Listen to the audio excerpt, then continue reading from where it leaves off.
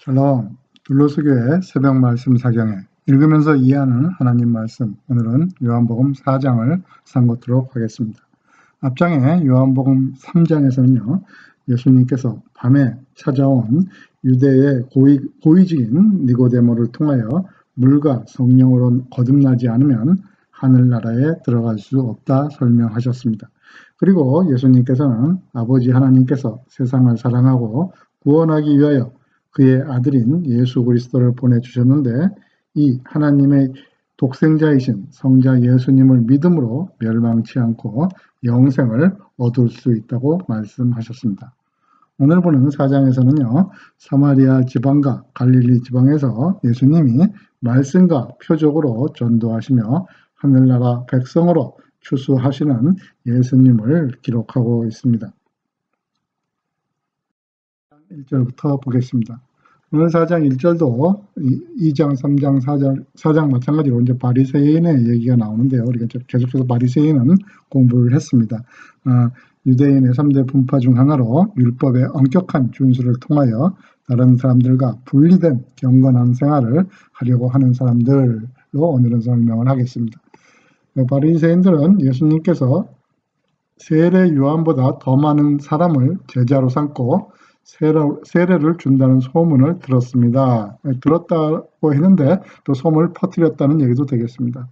그래서 2절은 제가 이렇게 하이라이트한 것은 각 성경마다 이것을 어떤 성경은 가로를 이렇게 표시한 성경도 있고요. 또 그냥 가로를 표시 안 한 성경도 있고 성경마다 조금씩 다릅니다. 그 얘기는 이 가로로 표시한 거는 이제 설명이라든가 또 원래 어떤 성경에는 있고 원래 다른 성경에는 없기 때문에 이렇게 이제 가로로 표시한 부분들이 가끔 있는데요. 그 내용은 이렇습니다. 그냥 설명 부분이라고 생각하시면 되겠습니다. 그러나 실상은 예수님께서 직접 사람들에게 세례를 주신 것이 아니고 누가 줬죠? 예수님의 제자들이 세례를 주었는데요. 예수님께서는 바리새인들이 자기에 대하여 예수님에 대하여 하고 있다, 수군거리고 있다는 소문을 내고 있다는 것을 아셨습니다. 그래서 유대를 떠나 다시 어디로 가셨죠? 갈릴리로 가셨다고 하고 있습니다. 계속 나오는 지도인데요. 예수님께서는 현재 지금 유대 지방에 6월절을 마치고 이제 계시고 있는데요. 이제 그래서 여기서 바리새인들이 이제 소문을 내는 이유가 이제 저 예수라는 사람이 이제 그룹을 이루어서 세례를 주고 자기들의 신흥 종교 세력을 만들고 하고 있다는 이제 소문을 낸다는 거였습니다. 그래서 예수님께서는 또 그러한 소문과 그런 교회의 분쟁 같은 것을 원하지 않으시기 때문에 일단 사역지를 지금 유대를 떠나서 다시 이제 갈릴리, 원래 이제 고향 쪽으로 이제 올라가신다는 얘기입니다. 그러나 보시던 것처럼 갈릴리로 가려면 이 사마리아 지역을 이제 지나가야 했습니다. 근데 이제 예수님께서는 사마리아에 있는 여기에 이제 수가라는 조그만 동네가 있죠. 수가라는 마을로 들어가셨습니다. 그래서 이 수가라는 마을은 야곱이 자기 아들 요셉에게 뭘 줬죠? 주었던 밭이 있는데 거기서 바로 옆 동네라는 얘기입니다. 그리 멀지 않은 곳에 있습니다. 이 수가하고 이제 그 야곱이 요셉에게 주었던 밭이 있는 동네가 있는데요. 그걸 세겜이라고 하는데요. 창세기 48장에 야곱이 이제 죽으면서 요셉에게 주는 축복 유언 속에서 이 세겜의 땅을 요셉에게 주었다는 기록이 창세기에 나와 있습니다. 그래서 그리 멀지 않은 곳에 있었고요. 이제 이 사마리아로 예수님이 들어갔습니다. 그곳에는 야곱의 이제 우물이라는 게 있었는데요. 야곱의 우물이는 이 사진은 1900년에 찍은 야곱의 우물의 사마리아에서 찍은 야곱의 우물의 모습입니다. 그래서 지금도 이 야곱의 우물은 교회가 그 위에는 있지만 그대로 있고 물이 나온다고 합니다. 그래서 사마리아 여인이 깊은 우물에 이제 물을 푸고 물 항아리를 이고 나오는 게 이제 1900년의 기록의 사진입니다. 그래서 우물이 있었는데 이 야곱의 우물은 창세기 33장에 보면요, 야곱이 이제 세겜에 거주했다는 이제 기록이 나옵니다. 그래서 이 야곱의 우물이라는 말은 구약에 나오지는 않지만 야곱이 그 지역에 있었기 때문에 그때 이제 우물을 팠다고 해서 이제 야곱의 우물이라는 명칭으로 이쪽 사마리아에서는 이제 사용하고 있었던 것입니다. 그래서 우리 예수님께서는 오랜 여행으로 뭐랬죠? 피곤하고 하셔서 그 우물가에 앉으셨습니다. 그래서 여기서 우리 예수님, 하나님의 아들이신 예수님께서 인자로 오셨기 때문에 우리가 느끼는 모든 감정을 그대로 느끼신다는 것을 여기서 알 수가 있죠. 그래서 많이 걸으셔서 피곤도 하고 졸리기도 하고 목도 마르고 이런 우리와 같은 똑같은 고통과 불편함을 다 같이 느끼신다는 것입니다.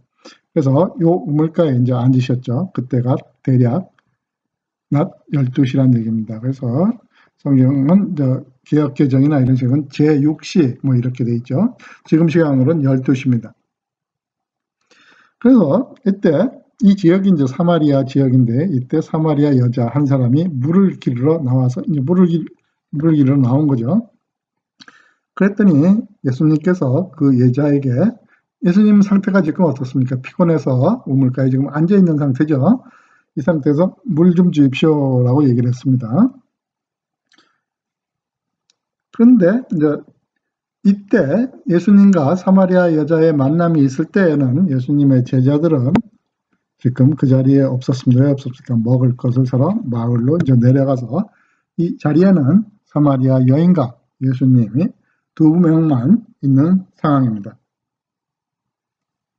그래서 이 7절에 지금 사마리아 여자는 한 사람이라고 지금 표시가 되고 이름이 나오지 않습니다. 이것은 3장의 니고데모와는 상당히 이제 비교되는 것을 이제 두 명의 사람을 비교적으로 해서 표시를 하고 있는데요. 3장의 니고데모는 유대인의 최고지를 가졌던 사람이고요. 또 유대인 중에 유대인이라고 하는 바리새인이었고요. 그렇지만 이 사마리아 여인은 수가 지역, 조그만 지역의 시골의 여인이고 이름도 없고요. 또 특히 이 유대인들은 이 사마리아 사람들을 사람 취급도 하지 않는 그런 사람으로서 지금 니고데모와 여자 한 사람을 이제 비교하고 있습니다. 그래서 3장에 니고데모는 예수님께서 이제 거듭남에 대해서 물과 성령으로 거듭남에 대해서 이제 설명을 했고요. 이 사마리아 여자는 신령과 진정의 예배에 대해서 이제 설명을 하고 있습니다. 뒤에 이제 나오는 얘기죠. 예수님의 물을 좀 달라는 말을 들은 사마리아 여자는요, 예수님한테 이렇게 얘기를 하죠. 당신은 유대인이고 나는 사마리아인입니다. 근데 어떻게 나한테 물을 달라고 할 수 있습니까? 하고 있죠. 그리고 또 하나 남자와 여자가 대칭으로 나오고 있습니다. 이 당시는 남자와 여자가 이렇게 두 명이 사적으로 있는 그런 게 이제 허락되지 않는 그 상황에 있었습니다. 그런데 그렇기 때문에 이 두 가지 상황이 틀린 거죠. 이제 유대와 사마리아, 남자와 여자. 그 말했습니다. 그래서 여기 이제 가로로 이제 설명을 하고 있죠. 당시에 유대인들은 사마리아인들과는 뭘 하지 않았죠? 상종조차 하지 않았습니다. 라고 이제 설명을 하고 있습니다. 이 사항을 이해하려면요, 구약의 이제 역사를 잠깐 이제 공부를 해야 되는데요. 분열왕국 시대에 북왕국 이스라엘은 아시리아에 멸망당하여 포로로 잡혀갔고요. 그 포로로 잡혀간 사람 말고 남은 북왕국 백성들이 이방 사람들과 이제 결혼을 통하여 혼혈 민족인 사마리아인으로 이제 사람들이 이제 생기게 되었습니다. 그 사람들은 이제 사마리아인이라고 부르는데요. 그와 반면에 또 남왕국 유다는 바벨론 제국에 멸망되었는데 그 포로로 끌려갔던 백성들이 이제 예루살렘으로 이제 돌아와서 예루살렘 성전을 이제 건축하게 됩니다. 이때 혼혈 유대인인 사마리아인들이 예루살렘 성전 건축을 그 남유다 왕국 사람들과 같이 하자고 했으나 유대인들은 그것을 거절하여 사건이 있었습니다. 그래서 이 사마리아인들은 그리심산이라는 지금 요 야곱의 우물이 있는 부근에 있는 그리심산에 자신들의 성전을 세우게 됨으로 인하여 그때부터 이제 사마리아인들과 유대인들은 서로 이제 원수지간이 된 사건, 역사적인 이제 기록이 있습니다. 그래서 서로 그 당시 이 예수님의 시대까지 유대인과 사마리아인들은 서로 상종을 하지 않았었습니다. 그래서 예수님께서는 어떻게 나한테 이렇게 유대 사람인 당신이 사마리아인 여자한테 나한테 물을 달라고 할 수 있습니까? 라는 질문에 대답을 하는데요. 이 질문에 나는 좀 다른 이제 대답을 하시는 거죠. 당신이 하나님께서 주시는 선물이 무엇인지를 안다면, 또 내가 마실 것을 달라고 말하는 거 있는 사람, 그러니까 내가 누구인지, 내가 누구죠? 예수님 하나님의 아들 참빛 말씀인 것을 당신이 알았더라면 오히려 내가 아니고 당신이 나에게 무엇을 하나님의 선물을 구하였을 것이다 얘기하고요. 그러면 내가, 여기서 그는 이제 내가 되는 거죠. 내가 당신에게 생명의 물을 주었을 것입니다. 이렇게 얘기를 했습니다. 이 얘기를 듣고 이 여자는 이 생명의 물을 이제 일반적인 물, 시원한 물이라든가 자기가 물을 떨어온 그런 물로 깨끗한 물로 생각을 하는 거죠. 선생님, 당신에게는 물기를 도구도 물 푸는 그것도 없고 이 물이 매우 깊은데 어떻게 그 물속에 있는 깨끗한 물을, 그런 생명의 물이라고 사마리아 여인은 아직까지 이해를 하고 있는 것입니다. 를 구한단 말입니까? 라고 얘기를 하고 있죠. 아직 그래서 이 사마리아 여인은 예수님을 이제 랍비, 선생님으로 이제 계속 생각을 하고 있습니다. 아직까지. 그래서 12절에 보면 당신이 우리의 조상인 야곱, 여기에 이제 야곱의 우물이 있으니까 우리의 조상인 야곱보다 더 큰 분이란 말씀입니까? 라고 물어보죠. 야곱은 우리에게 이 우물을 만들어 주신 분이고 만들어졌던 야곱도 친히 이 우물에서 물을 이제 길어 먹었고요. 그분의 아들들, 후손들과 가축들도 그렇게 하고 지금 우리도 이렇게 물을 길어 먹고 있습니다. 하고 얘기를 한 거죠. 그러니까 예수님께서는 이 야곱의 물에 있는 물을 마시는 사람은 육체적으로는 목이 마를 것이다 라고 얘기를 하는 거예요.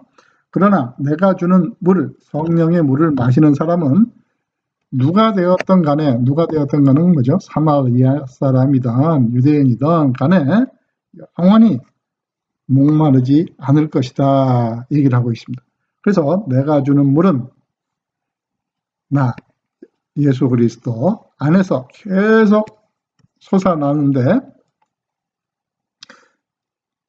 그게 이제 그렇게도 해석을 할 수가 있고요. 그 물을 먹은 사람의 몸 안에서 예수님의 주신 물을 통해서 성령님이 들어가서 계속 솟아난다는 얘기를 하고 나서 영원한 생명을 가져다주는 우물, 솟아나는 계속해서 물이 나오는 스프링, 우물이 될 것이라고 얘기를 했습니다. 그래서 사마리아 여자는 이 얘기를 듣고 예수님께 얘기를 하는 거죠. 선생님, 그렇다면 나에게 그런 물을 주셔서 제가 다시는 목이 마르지 않을 뿐더러, 그래서 여기서는 아직까지는 예수님을 믿지 않고 어쩌면 조금 시니컬하게 흘려들리게 하는, 진심을 말하는 것보다도 그런 물이 있겠습니까? 하는 정도의 사마리아 여자의 이제 질문 정도가 되겠습니다. 그래서 그런 물을 제게 줘서 목이 마르지 않게 해주시고 다시 물을 기르러 여기에 오지 않게 해주십시오라고 말했습니다. 그래서 이 사마리아 여인은 지금 물을 기르러 왔는데 아까 시간이 몇 시라고 그랬죠? 네, 12시 정오입니다. 정오는 이 지역에서 가장 뜨겁고 햇볕이 센 지역인데 보통적으로 물을 뜨는 것은 해가 서산에 뉘엿뉘엿 넘어갈 때나 아침 일찍이나 이렇게 덥지 않을 때 이제 물을 뜨러 왔는데, 이 여인은 이제 뒤에 이제 이유가 나오지만 사람들을 피하러 한낮에 물을 기르러 왔기 때문에 그런 물이 있으면 내가 이렇게 낮에 사람들을 피해서 뜨거울 때 물을 길러 오지 않아도 되니까 그 물을 나한테 주십시오 이렇게 얘기를 했습니다. 이 이 얘기는 우리 앞장에서 니고데모가 그 사람들 앞에서 밤에 예수님을 찾아온 것과 지금 마찬가지의 상황을 표시하고 있습니다. 그래서 예수님께서는 그 여자에게 뜬금없이 뭐라 그러죠? 가서 당신의 남편을 불러 이리로 데려오십시오 라고 얘기를 했습니다. 그래서 여기서 지금 이제 물 얘기를 하다가 물 얘기는 여기서 끝납니다. 그럼 이제 예수님께서는 남편을 불러오라 이렇게 얘기하니까 그 여자는 예수님께 뭐라고 대답하죠? 저는 남편이 없는 사람입니다 라고 대답했습니다. 그러자 예수님께서는 당신이 남편이 없다고 하는 말이 맞는 말이네, 맞는 말이요. 예수님의 그 여자의 마음을 알고 있는 것을 지금 얘기를 하는 거죠. 그래서 그 여자의 상태를 설명하고 있습니다. 당신은 남편이 이전에 5명이나 있었고 지금도 어떤 남자와 살고 있는데 정식 남편은 아니고 이제 동거하고 있다 이런 얘기겠죠. 그렇기 때문에 당신이 방금 전에 말한 것이 틀린 말이 아니다 이런 얘기죠. 남편은 있었지만 남편이 아니란 얘기죠. 지금도 남편이 없다는 얘기고. 그래서 이것은 뭐 학자들에 따라서 이 남편이 5명이라는 것은 사마리아의 이방신을 5개를 섬기고 지금도 기독교가 아닌 다른 이방신을 섬기고 있다고 해석하는 사람도 있고요. 이 남편이 또 이제 육체적인 남편과 지금 이제 새로 될 남편, 신랑, 예수 그리스도라고 해석하는 사람도 있지만 그것보다는 여기 성경 문자대로 읽어가면서 해석하는 게 더 좀 편할 것 같습니다. 이 여자한테 이제 숨은 어두움이 무엇입니까? 5명의 남자가 있었고 지금도 다른 남자하고 살고 있는데 그것도 아직 정식적인 부부 관계가 이제 아니라는. 그렇기 때문에 이 여자는 한낮에 물을 길러 올 수밖에 없는 상황에 있던 여자였습니다. 이러한 마음을 아는 예수님을 보고 그 여자는 선생님, 제가 보기에는 선생님께서는 예언자, 앞니를 내다보는 사람 같습니다. 분 같습니다. 이렇게 얘기를 하죠. 이 사마리아 여인이 그 예수님을 보고 이제 예언자라고 하면서 갑자기 이제 또 사마리아의 여인이 예배에 대해서 이제 주제를 바꾸면서 이제 질문을 합니다. 우리의 조상이 누구죠? 사마리아 사람들은 이산은 이제 그리심산입니다. 그리심산에서 예배를 하였으나 당신네 유대인들은 예배할 수 있는 장소는 어디에 있다고 하죠? 예루살렘에 있다고 주장합니다. 아까 제가 설명드린 것처럼 그 사마리아인들의 그리심산에 있는 성전과 또 이제 유대인들의 성전, 예루살렘 성전이 이제 두 군데가 나눠져 있는데 서로 이 사람들이 얘기하는 것은 자기네가 옳다고 지금 얘기를 하고 있는 것입니다. 그 얘기를 들으신 예수님께서는 지금 뭐라고 얘기하고 계십니까? 예수님께서 이렇게 말씀하셨습니다. 여인이여 나를 믿으시오. 이산은 어디죠? 사마리아인들이 예배하는 그리심산도 아니고 유대인들이 얘기하는 예루살렘 산도 아닌 당신네들이 진정으로 아버지께 예배할 때가 올 것이라 얘기하는데요. 여기서 그 예수님의 요점은 뭡니까? 예배를 어디서 드리는 게 중요한 것이 아니고 아버지께 예배할 때가 이제 오는데 그 아버지가 때 예배하는 것은 어떤 예배인가? 신령과 이제 진정으로 드려야 되는 예배라는 것입니다. 그래서 22절에 이제 그걸 잠깐 설명을 하는데요. 사마리아 사람들 너희들은 이 사마리아 사람들은 모세 오경만 인정을 했고요. 나머지 구약의 모든 것을 인정하지 않았습니다. 그리고 또 이방인화된 유대인들이었기 때문에 이방신과 또 혼합된 종교를 가지고 있었습니다. 그래서 이 사람들은 진리를 알지 못했고 오직 예배의 형식, 영적인 예배만 드리려고 노력을 했습니다. 그래서 여기서 영과 진리에서 진리를 이 사람들은 알지 못했고요.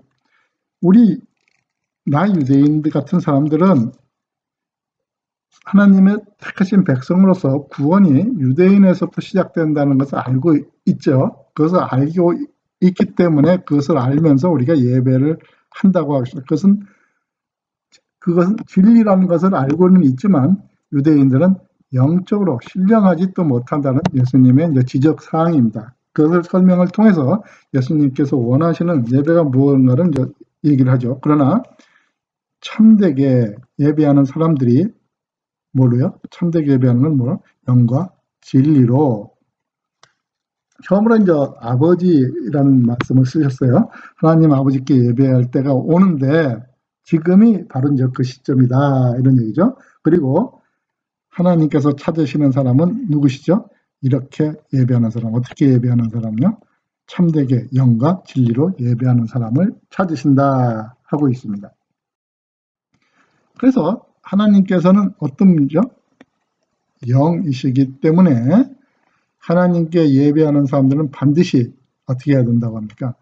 영과 진리로 예배를 드려야 합니다라고 하고 있죠. 그래서 이 얘기는 어느 장소에서 드린다든가 어느 시간 어느 날에 드린다든가 차이의 문제 그런 게 문제가 아니라 실제적으로 중요한 거는 영과 진리로 예배해야만 한다는 것입니다.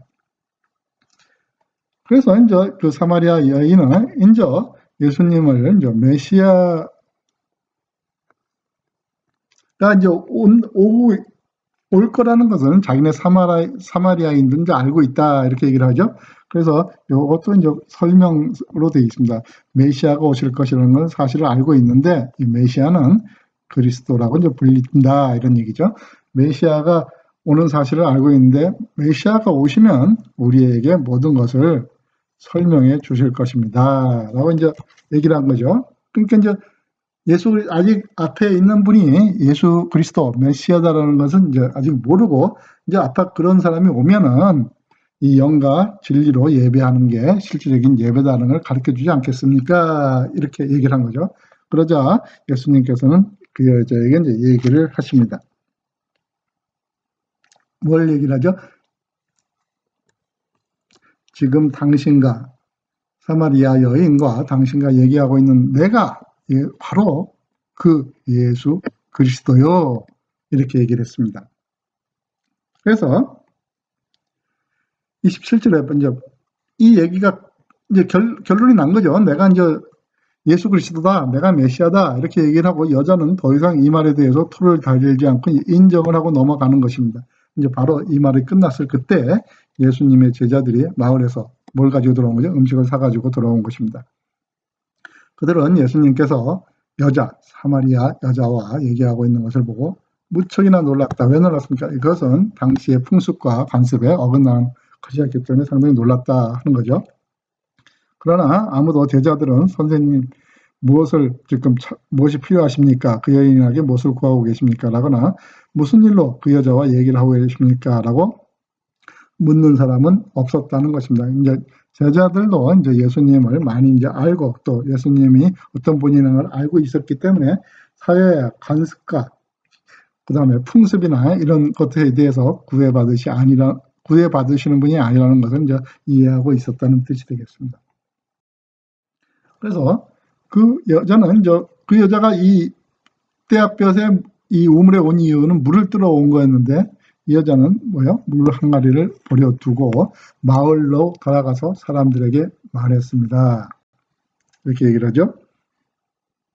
이것은 빌립이나 또 안드레나 이런 사람들이 처음에 복음을 접하고 예수님을 만나고 자기의 사람들한테 전도를 하는 것과 똑같은 모양입니다. 그리고 이 여자가 사람들을 피해서 대낮에 물을 뜨러 다니는 사람인데 예수님 진짜의 구세주 메시아를 만난 다음에 행동이 어떻습니까? 마을 사람들에게 가서 전파를 하고 있습니다. 여러분 이리 와서 내 과거의 일을 다 말해준 사람을 한번 보세요. 이 사람이 메시아가 아닐까요? 우리가 이제 기다리는 그 메시아가 아닙니까?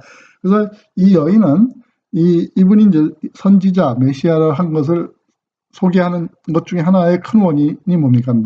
나만 알고 있는 내 과거의 일을 다 말해준 사람이 왔는데 이 사람이 혹시 메시아가 아닐까? 우리가 기다리는 그 그리스도가 아닌가 해서 한번 가서 봅시다. 이렇게 얘기를 하죠. 그러자 사람들이 마을에서 나와 예수님께로 왔습니다. 이렇게 얘기를 하죠.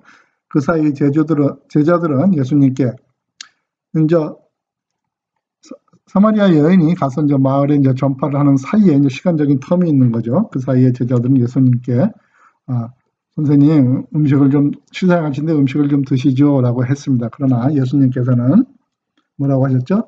나에게는 너희들이 알지 못한 다른 먹을 음식이 있다 이렇게 얘기를 한 거예요. 그러자 제자들은 자기들끼리 이 먹을 음식이 우리가 육적인 음식만 아직까지 생각을 하기 때문에 어떤 사람이 예수님께 우리 없는 동안 먹을 것을 갖다 드렸나 뭐 이렇게 이제 생각을 했다는 거죠. 자기네들끼리. 그래서 예수님께서는 그 소리를 듣고 이렇게 이제 말씀하셨습니다. 나의 음식은 나를 보내신 분의 뜻을 행하고 그분의 일을 완수하는 것이 나의 음식이다. 이렇게 얘기를 했어요. 이 말은 저 말하고 똑같은 거죠. 사람이 떡으로만 사는 게 아니라 하나님의 말씀으로 사는 것이다. 라는 것과 비슷한 말씀이 되겠습니다. 그래서 예수님의 음식은 무엇입니까? 자기를 보내신, 당신을 보내신 하나님의 뜻을 따르고 또 하나님의 하나님이 나한테 보내신 목적의 일을 완수하는 것이 나의 음식이다. 이렇게 얘기를 했습니다.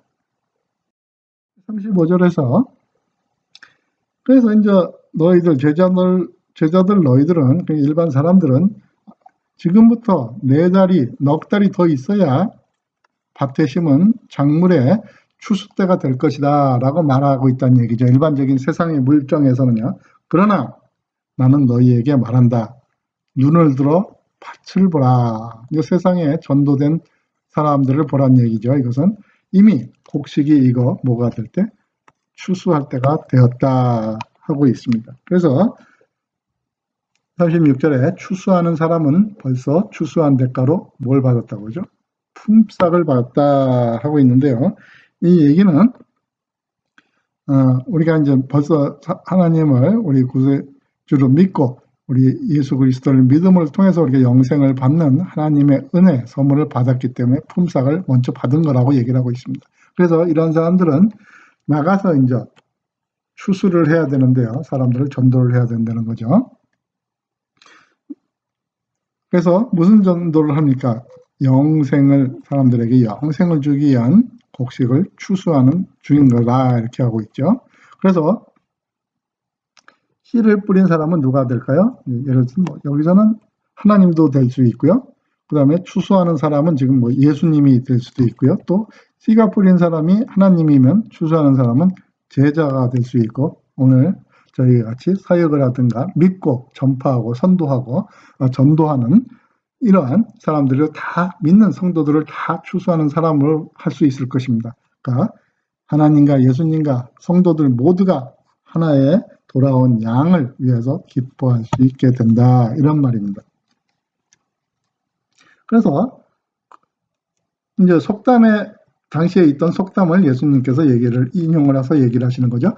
한 사람은 씨를 뿌리고 씨를 뿌린 사람이 있고 다른 사람은 추수를 한다는 속담을 가지고 이제 예수님이 이제 그 말이 참 맞는 말이다 이런 얘기를 하고 계십니다. 그래서 나는 너희들이 직접 수고하지 않은 것을 추수하라고 너희들을 보냈다.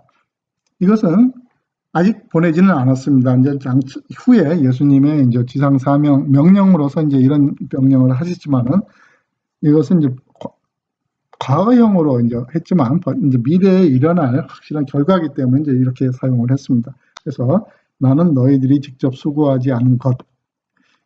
직접 수고한 사람들은 누구겠습니까? 이 구약의 모든 선지자나 예언자 또 성경에 기록된 모든 사람들이 하나님의 나라를 얘기했고 또 세례 요한이 먼저 와서 하나님의 길을 평탄하게 준비하고 이런 수고를 하지 사람들이 따로 있고 이제 하나님의 백성으로 추수하러 가는 사람들은 누구랍니까? 제자들과 믿는 오늘날 우리라는 것입니다. 다른 사람들은 수고를 하였고 우리는 그들이 해놓은 수고의 결실, 추수의 곡식을 얻게 되었다 이렇게 하고 있습니다. 그래서 그 마을에 사는 많은 사마리아 사람들은 그분이 내 과거의 모든 일들을 나에게 말씀해 주셨어요. 나의 비밀을 다 알고 계세요 라고 말한 것 때문에 처음 예수를 믿은 이유는 그 여인의 숨은 것을 비밀을 알고 있기 때문에 1차적으로 예수님을 믿게 됐습니다. 이게 1차적인 믿음상이고요. 그래서 사마리아 사람들은 예수님께 그들과 함께 지내다 가시기를 청했다.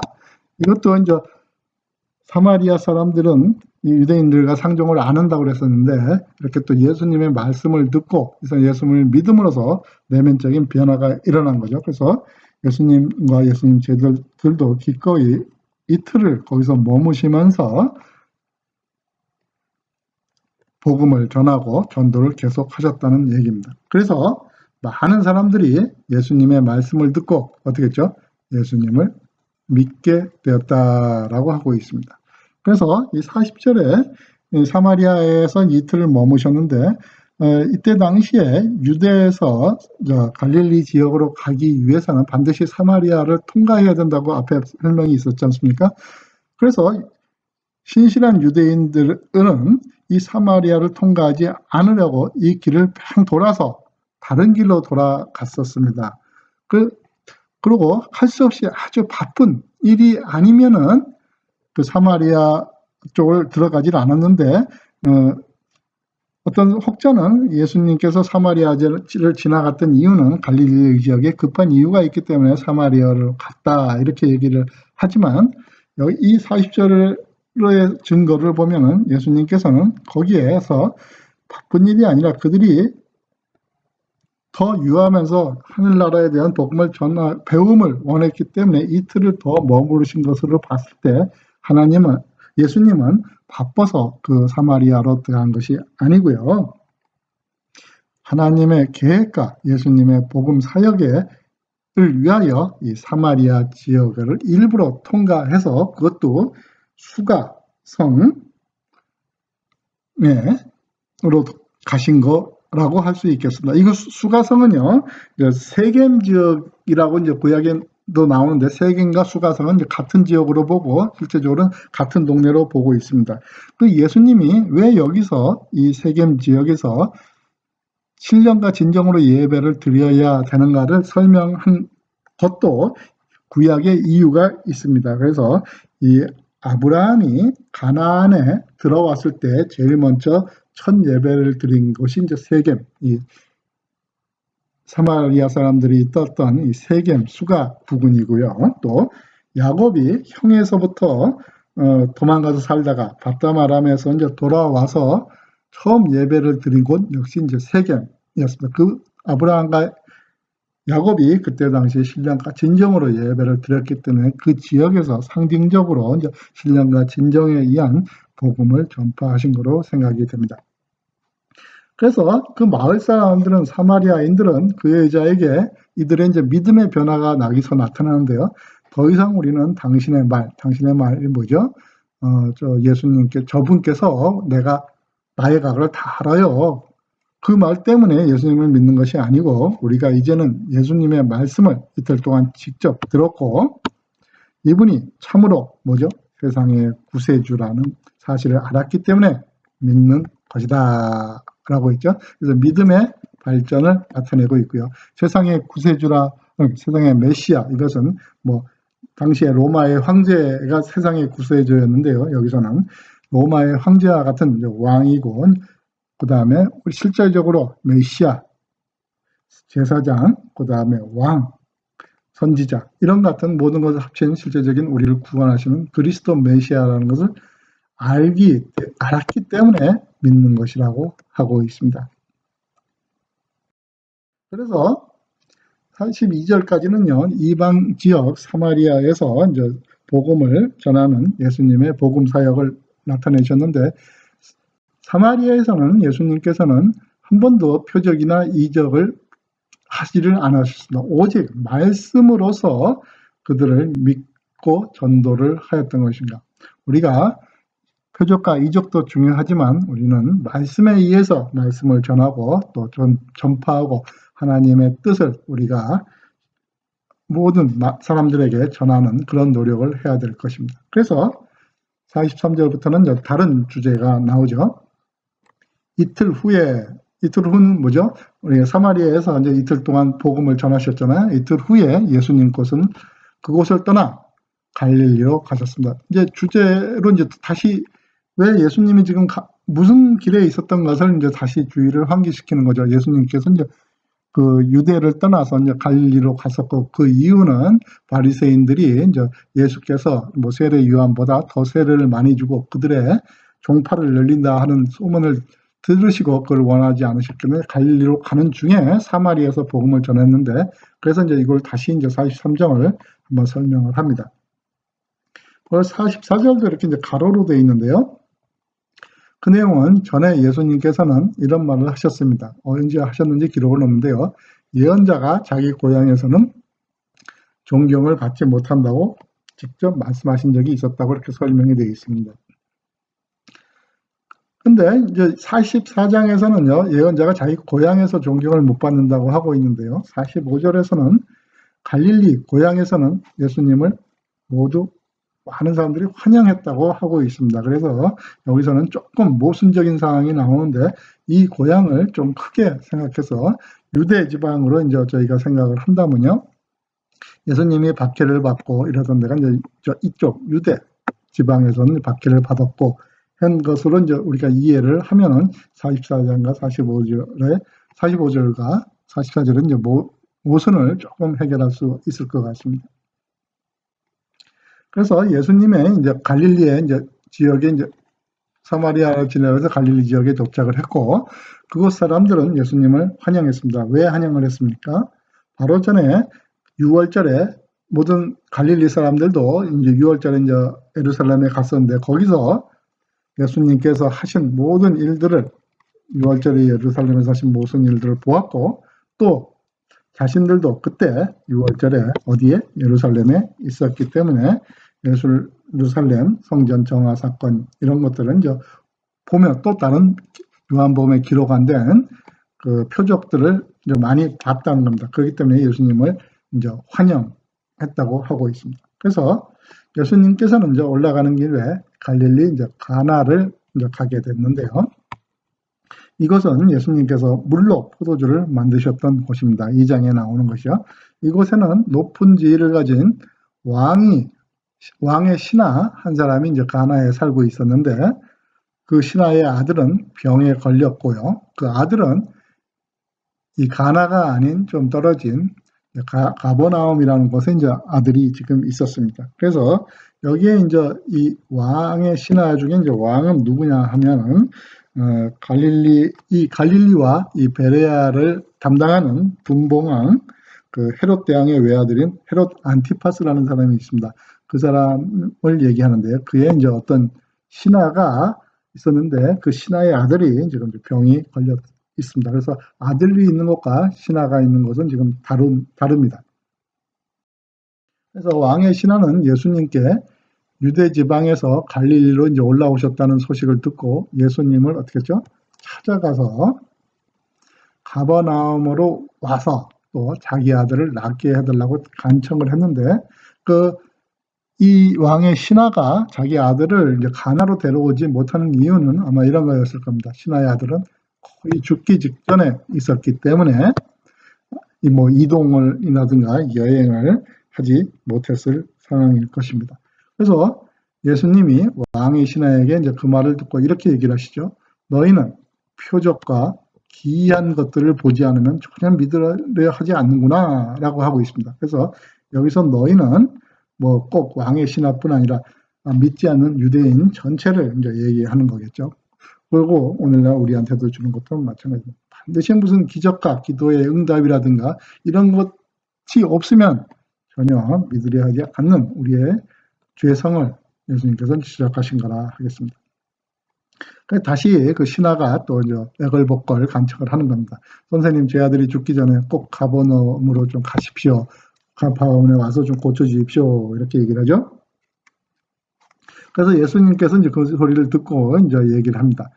그냥 가버나움으로 가시오. 당신 아들은 죽지 않고 살 것이다. 이렇게 얘기를 한 것이죠. 그런데 그 이제 왕의 신하는 그 말씀을 믿고 어디 갔죠? 집으로. 그러니까 이제 왕의 신하가 지금 가나에 있지만 자기 집은 이제 가버나움인 모양입니다. 자기에게 하신 말씀을 믿고 집으로 갔습니다. 대단한 믿음의 소유자인 것입니다. 그래서 그 집은 이제 그 사람은 집으로 가버나움으로 가는 도중 중간에 가버나움에서부터 다시 이제 가나 쪽으로 오는 자기 하인들을 만나게 되는데요. 만나 자기 아들이 살아났다는 소식을 들었습니다.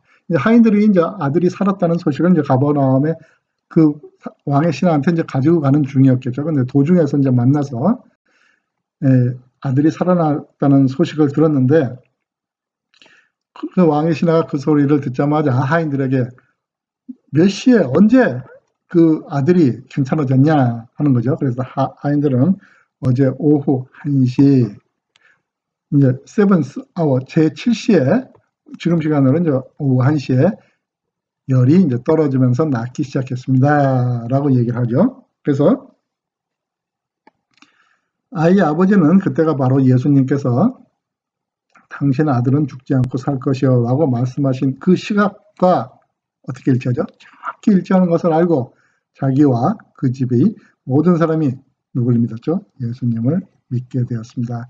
이 당시는 이제 가정 단위로 한 사람이 주인이 믿으면 다 믿게 되었기 때문에 남자가 믿으면 그 안에 이제 가족과 또 그 사람 거기서 부리는 일꾼이나 노예나 이런 사람들까지 다 믿었기 때문에 여기서 이렇게 자기와 그 집의 모든 사람이 예수님을 믿게 되었다 하고 있습니다. 54장 마지막 절에서 54절 마지막 절에서 이것은 예수님께서 유대에서 갈릴리로 오신 후 행하신 몇 번째 표적이죠? 두 번째 표적이라고 하고 있습니다. 그래서 2장하고 3장 4절은 갈릴리하고 이런 데서의 예수님의 표적을 얘기를 하시는데요. 2장 가장 처음에는요. 갈릴리 가나 혼인잔치에서 포도주를 만들어서 보여준 첫 번째 표적을 나타내고 있고요. 4장 마지막 북절에서는요. 마지막 부분에서는 갈릴리에서 오신 예수님의 두 번째 표적을 설명하면서 요한복음 4장을 마치고 있습니다. 요한복음 4장에서는요. 저희가 이제 24절과 48절을 한번 다시 보겠습니다. 하나님께서는 뭐죠? 영이시기 때문에 하나님께 우리가 예배를 드릴 때는 어떻게 드려야 됩니까? 반드시 영과 진리로 예배를 드려야만 한다고 하고 있습니다. 그래야 하나님께서 기쁘게 받으시는 진정한 예배라는 것입니다. 어떻게 드리죠? 영과 진리로 예배를 해야 된다는 거고요. 48절에 많은 사람들이 예수님을 믿기는 하지만 그 믿는 것이 표적과 기이한 것들에 의해서 믿고 말씀이나 예수님의 원래 하는 원칙에 하나님이 원하는 바에 따라서 믿는 것은 믿지 않으려 한다는 사람의 성격을 이제 지적하고 계신 게 48절입니다. 오늘 하루도 요한복음 4장을 묵상하시고요. 또 승리하시는 하루를 보내시기 바라고요. 우리가 아버지 하나님과 주 예수 그리스도를 먼저 믿은 자로서 우리는 이미 영생이라는 하나님의 은혜의 선물을 받았으므로 우리도 복음 전도에 게으르지 말고 믿지 않는 자들을 하나님 백성으로 돌아오게 하는 열매를 추수하는 거룩한 성도가 되시기를 주님의 이름으로 축원합니다.